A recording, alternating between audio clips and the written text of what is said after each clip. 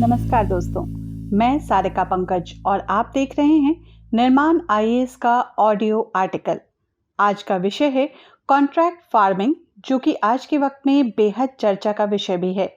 आइए सबसे पहले कॉन्ट्रैक्ट फार्मिंग में हम किन बिंदुओं पर बातें करेंगे वो आप सबको बता देते हैं। कॉन्ट्रैक्ट फार्मिंग चर्चा में क्यों। दूसरा है कॉन्ट्रैक्ट खेती की अवधारणा। तीसरा, कॉन्ट्रैक्ट खेती की मुख्य शर्तें क्या हैं। चौथा, कॉन्ट्रैक्ट खेती के लाभ। पांचवा, भारत में कॉन्ट्रैक्ट खेती में आने वाली कठिनाइयां क्या हैं। छठा, कॉन्ट्रैक्ट खेती में नाबार्ड की भूमिका। सातवां, भारत में कॉन्ट्रैक्ट खेती से संबंधित कानून क्या हैं। आठवां, संविदा कृषि अधिनियम 2018 के मुख्य प्रावधान।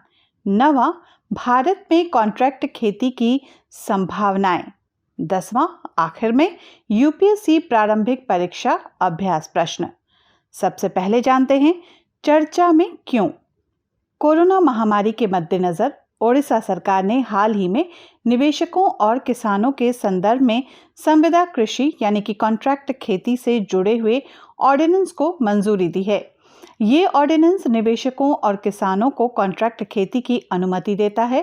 गौरतलब है कि ओडिशा सरकार द्वारा कॉन्ट्रैक्ट खेती के हेतु एक contract farming and services committee बनाई जाएगी। ये कमेटी ओडिशा सरकार को कॉन्ट्रैक्ट खेती हेतु प्रचार करने और किसानों की दक्षता में सुधार लाने के लिए महत्वपूर्ण सुझाव भी देगी। इसके अलावा कॉन्ट्रैक्ट खेती से जुड़े हुए तमाम मुद्दों की समीक्षा भी करेगी। ऑर्डिनेंस का मकसद कृषकों और निवेशकों को पारस्परिक रूप से लाभ देना और कुशल अनुबंध कृषि प्रणाली विकसित करना है। हालांकि इस अध्यादेश में भूमि अधिकार हस्तांतरण संबंधी प्रावधान प्रदत्त नहीं है। कॉन्ट्रैक्ट खेती की अवधारणा। कॉन्ट्रैक्ट खेती में कंपनियां किसानों के साथ एक कॉन्ट्रैक्ट करती हैं, जिसके तहत पहले से तय कीमतों पर कंपनियां फसलें और उत्पाद खरीदती हैं। इस कॉन्ट्रैक्ट में गुणवत्ता की शर्त भी होती है। भारत की नई राष्ट्रीय कृषि नीति के मसौदे में फसलों के विभिन्न उत्पाद यानी कि डाइवर्सिफिकेशन की व्यवस्था की गई है। अनुबंध कृषि को समवर्ती सूची के तहत शामिल किया गया है, जबकि कृषि राज्य सूची का विषय है। सरकार ने अनुबंध कृषि में संलग्न फार्मों को आवश्यक वस्तु अधिनियम 1955 के अंतर्गत खाद्य फसलों की भंडारण सीमा एवं आवाजाही पर मौजूदा लाइसेंसिंग और प्रतिबंध से छूट दे रखी है। अनुबंध खेती की मुख्य शर्तें। फसल विविधीकरण के लिए बड़ी पूंजी की जरूरत होती है, जिसकी आपूर्ति प्राइवेट सेक्टर कर सकते हैं। कॉन्ट्रैक्ट खेती में बड़ी बड़ी कंपनियां बैंकों की मदद से खेती में अधिक से अधिक पूंजी लगाकर किसानों की मदद से अधिक तथा उन्नत पैदावार प्राप्त कर सकती हैं। बैंक को कृषि ऋण देने में कोई परेशानी न हो तथा इसमें सभी का हित एक दूसरे पर निर्भर करता है, जिसमें अन्य शर्तें रखी जाती हैं। पहला है त्रिपक्षीय समझौता। कॉन्ट्रैक्ट खेती में त्रिपक्षीय समझौता होता है। इसमें किसान, कृषि उत्पाद क्रेता तथा वित्तीय संस्थाएं शामिल होती हैं। दूसरा, अनुबंध की अवधि। इसकी अवधि 1 से 5 साल तक हो सकती है। यदि पारदर्शिता हो, पारस्परिक आय का वितरण हो तथा नियम अनुपालन के प्रति प्रतिबद्धता हो तो लंबी अवधि के लिए भी करार किए जा सकते हैं। तीसरा, तकनीकी एवं वित्तीय सहयोग। लघु एवं सीमांत किसानों के पास पूंजी का अभाव होता है। संपार्श्विक सिक्योरिटी कम होने के कारण बैंक नई तकनीकी के लिए पर्याप्त ऋण मुहैया कराने में डरते हैं। कॉन्ट्रैक्ट खेती में किसान को नई तकनीक के साथ वित्तीय संस्थाओं के माध्यम से या स्वयं वित्तीय सुविधा प्रदान कराने की व्यवस्था करता है, जिससे उसे और अधिक पैदावार मिल सके। इसमें उत्पाद का मूल्य पहले से तय होता है।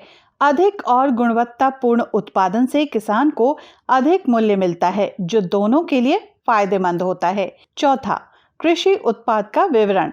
कॉन्ट्रैक्टर ही मांग, मूल्य एवं क्षेत्र के अनुसार कृषि उत्पाद का प्रकार, रखरखाव एवं गुणवत्ता तय करता है, जिससे भविष्य के मतभेद को दूर किया जा सके।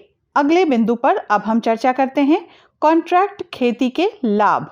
कॉन्ट्रैक्ट खेती के लिए किसानों के अनेक लाभ हैं, जैसे अपने उत्पाद के लिए पूर्व से निर्धारित मूल्य की प्राप्ति सुनिश्चित, विश्व स्तरीय तकनीकी तथा मशीन की सुविधा, निःशुल्क तकनीकी सलाह, निरंतर फसल की देखरेख तथा उच्च पैदावार। कॉन्ट्रैक्ट खेती से कंपनियों को भी बहुत से लाभ होते हैं, जैसे सतत कच्चे माल की आपूर्ति, लंबी अवधि की योजना बनाना आसान, लंबी अवधि का करार किया जाना संभव, विश्वासपूर्ण एवं सुनियोजित आपूर्तिकर्ता, बाजार के उतार चढ़ाव से बचाव, समय एवं मांग के अनुसार उच्च गुणवत्ता युक्त उत्पाद की प्राप्ति और केंद्रीय प्रबंधन के कारण उत्पाद एवं मांग का सही आकलन कर उत्पाद के चुनाव की स्वतंत्रता आदि।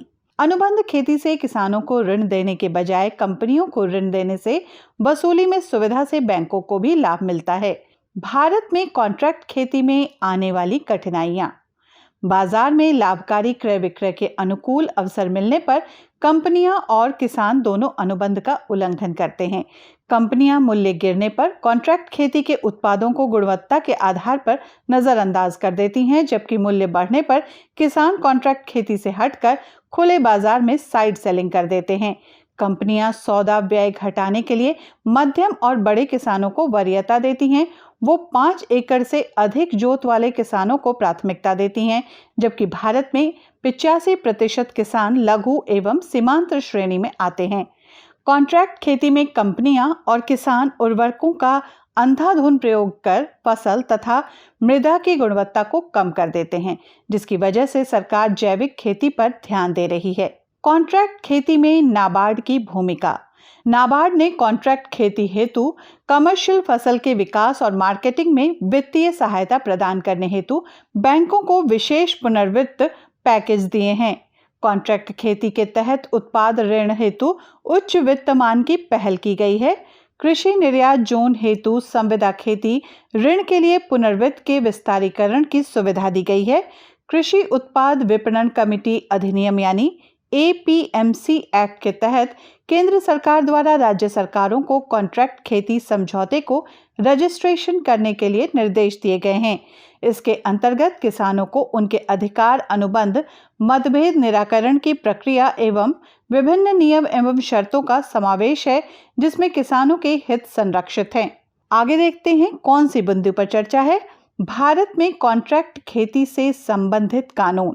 कॉन्ट्रैक्ट खेती के उत्पादकों एवं प्रायोजकों के हितों की रक्षा के लिए कृषि मंत्रालय ने मॉडल कृषि विपणन समिति अधिनियम 2003 का मसौदा तैयार किया था, जिसमें प्रायोजकों के पंजीकरण, समझौते की रिकॉर्डिंग, विवाद निपटारा तंत्र आदि के प्रावधान हैं।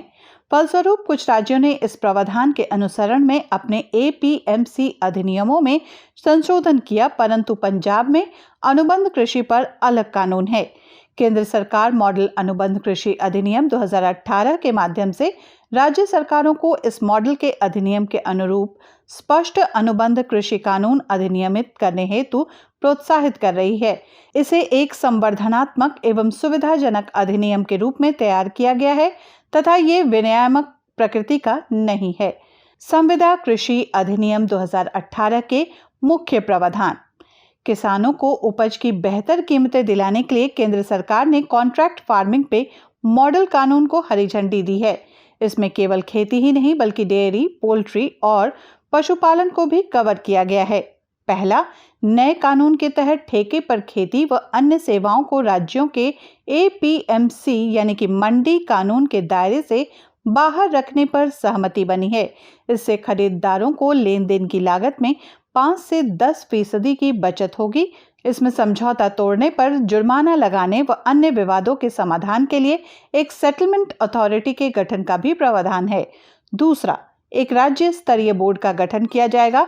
इसके अलावा जिला, ब्लॉक या तालुका स्तर पर समिति का गठन या अधिकारी नियुक्त किया जाएगा, जो दोनों पक्षों के बीच होने वाले करार का ऑनलाइन रजिस्ट्रेशन देखेगा और उनका रिकॉर्ड रखेगा, ताकि कानून सही ढंग से लागू हो पाए। तीसरा, किसान और संबंधित कंपनी के बीच होने वाले करार के बीच प्रशासन तीसरे पक्ष की भूमिका निभाएगा। ठेका खेती की जमीन पर किसी तरह का स्थायी निर्माण नहीं होगा। छोटे और सीमांत किसानों को एकजुट करने के लिए किसान उत्पादक संगठनों व कंपनियों को प्रोत्साहित किया जाएगा। चौथा, विवादों के निपटारे के लिए अथॉरिटी का गठन किया जाएगा। कोई भी थोक खरीदार सीधे खेत पर खरीद कर सकेगा। राज्यों को अपनी सुविधा के हिसाब से प्रावधानों में संशोधन करने की छूट दी गई है। भारत में कॉन्ट्रैक्ट खेती की संभावनाएं। भारतीय कृषि आज पारंपरिक और आधुनिकीकरण के दोराहे पे खड़ी है। एक और बड़े और प्रगतिशील किसान उच्च तकनीकी कृषि अपना रहे हैं। इनका उद्देश्य अधिक आय अर्जित करना और जोखिम कम करना है, जबकि लघु और सीमांत किसानों में जोखिम उठाने की क्षमता नहीं है। इन स्थितियों से निपटने के लिए सभी बैंकों ने ग्रामीण विकास अधिकारियों की नियुक्ति की है तथा उन्हें बैंकों द्वारा उच्च तकनीकी युक्त कृषि ऋण वितरण के लिए प्रोत्साहित किया जा रहा है, जिसमें अनुबंध खेती भी एक महत्वपूर्ण कड़ी है। किसानों की समृद्धि एवं आर्थिक उन्नति के लिए भारत में कॉन्ट्रैक्ट खेती की बहुत संभावनाएं हैं। कॉन्ट्रैक्ट से ग्रामीण युवाओं में कृषि आधारित रोजगार पैदा होंगे, उनका ग्रामीण क्षेत्रों से शहर की ओर पलायन रुकेगा तथा कृषि उत्पाद निर्यात में बढ़ोतरी होगी, जो भारतीय अर्थव्यवस्था को मजबूत करने में सहायक होगी। आइए अब उस बात की चर्चा करते हैं जिसका आपको इंतजार है। यूपीएससी प्रारंभिक परीक्षा अभ्यास प्रश्न। संविदा कृषि अधिनियम 2018 के संदर्भ में निम्न कथनों पर विचार करें।